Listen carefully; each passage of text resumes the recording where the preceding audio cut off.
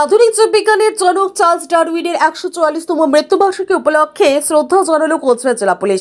শনিবার দুপুরে কোচবিহার জেলা পুলিশ সুপারের কার্যালয়ে অবস্থিত চার্লস ডারউইনের মূর্তিতে পুষ্পার্ঘ অর্পণ করে তার প্রতি শ্রদ্ধা নিবেদন করেন পুলিশ প্রশাসনের আধিকারিকেরা। এই অনুষ্ঠানে উপস্থিত ছিল কোচবিহার জেলা পুলিশ সুপার, অতিরিক্ত পুলিশ সুপার, ডিএসপি, কোতোয়ালি থানার আইসি সহ একাধিক পুলিশ আধিকারিকেরা। তারা সকলেই বিজ্ঞান ও মানব সভ্যতার অগ্রগতিতে ডারউইনের অবদানকে স্মরণ করে শ্রদ্ধা জ্ঞাপন করেন। চার্লস ডারউইনের জীবন ও গবেষণা আজও গোটা বিশ্বের জন্য প্রাসঙ্গিক। এই উদ্যোগের মাধ্যমে পুলিশ প্রশাসনের পক্ষ থেকে শিক্ষামূলক ও মানবিক মূল্যবোধের প্রতি দায়বদ্ধতার একটি ইতিবাচক দৃষ্টান্ত স্থাপন করা হলো। কি করলেন আজকে? বিশ্ববরেণ্য বৈজ্ঞানিক এবং বিবর্তনবাদের যিনি প্রণেতা চার্লস ডারউইনের 144তম মৃত্যু দিবস। বহু বছর আগে উনি যে বিবর্তনবাদের তত্ত্ব দিয়েছিলেন, যেটা মানুষ সৃষ্টি হয়েছে ক্ষুদ্রাতি ক্ষুদ্র জীব থেকে বিবর্তনের মাধ্যমে, সেইটা নতুন করে বলার কিছু নেই।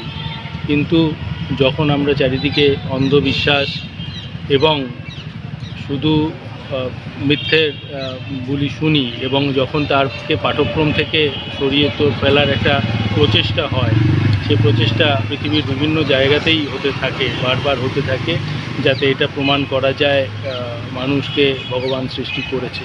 কিন্তু মানুষ যে এককোষী জীব থেকে আস্তে আস্তে এইখান অবধি এসছে, সেটা কিন্তু বিবর্তনবাদ প্রমাণ করেছে এবং সেটার জন্য চার্লস ডারউইন কিন্তু পথপ্রদর্শক।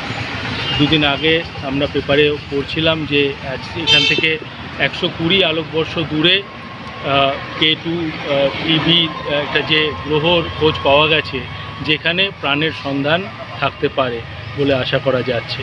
এটা দিয়েও প্রমাণ হবে যে সেইখানেও এই একই ধরনের যদি বাতাবরণ, বায়ুমণ্ডল থাকে এবং সেখানেও যে রাসায়নিক পদার্থগুলো যেটা জীবন সৃষ্টিতে কাজে লাগে, সেরকম হলে সেখানেও আমরা প্রাণের সন্ধান পাবো বলে আশা করছি।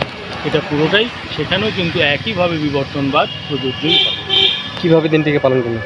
আজকে আমরা অনাড়ম্বরভাবেই ওনার মূর্তিতে, আবক্ষ মূর্তিতে ফুল দিয়ে ওনাকে শ্রদ্ধা জানালাম। ঠিক আছে।